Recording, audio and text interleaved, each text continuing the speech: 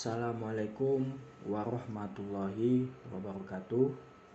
Perkenalkan, nama saya Rahmat Prayogyara dari kelas IK 4. Baiklah, di sini saya akan menjelaskan materi arsitektur komputer, yaitu mengenai memori pada komputer. Langsung saja.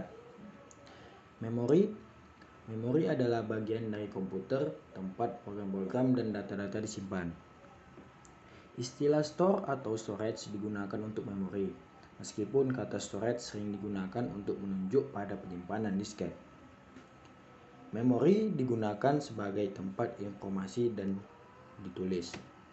Selanjutnya ada tipe memori. Tipe memori dapat dibagi ke dalam dua kategori utama, yaitu volatil. Yang pertama, volatil merupakan jenis memori yang apabila daya listrik dimatikan, maka isinya akan hilang. Dan yang termasuk dalam kategori ini adalah memori jenis RAM. Selanjutnya adalah non-volatil. Nah, non-volatil ini merupakan jenis memori yang mempertahankan isinya pada saat tidak ada daya listrik. Yang termasuk dalam kategori ini adalah memori jenis ROM, tetapi flash memori seperti compact flash atau kartu smart media termasuk jenis memori non-volatil. Selanjutnya ada struktur RAM. Struktur RAM terbagi menjadi 4. Yang pertama yaitu input storage. Input storage digunakan untuk menampung input yang dimasukkan lewat alat input. Selanjutnya ada program storage, yaitu digunakan untuk menyimpan semua instruksi program yang akan diproses. Selanjutnya ada working storage. Digunakan untuk menyimpan data yang diolah dan hasil dari pengolahan. Selanjutnya yaitu ada output storage. Output storage digunakan untuk menampung hasil akhir dari pengolahan data yang akan ditampilkan ke alat output. Selanjutnya ada ROM atau read only memory. Dari namanya, memori ini hanya dapat dibaca saja. Programmer tidak bisa mengisi sesuatu ke dalam ROM.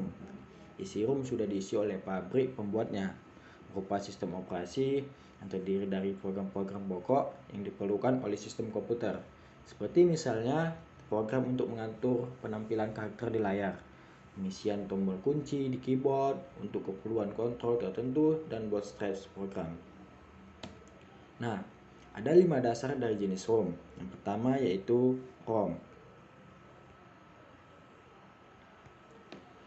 ROM atau read only memory, juga dikenal sebagai firmware, adalah suatu integrated circuit yang diprogramkan dengan data yang spesifik ketika dihasilkan oleh pabrik pembuatnya. ROM chip digunakan tidak hanya di dalam komputer, tetapi di dalam semua materi yang elektronik juga.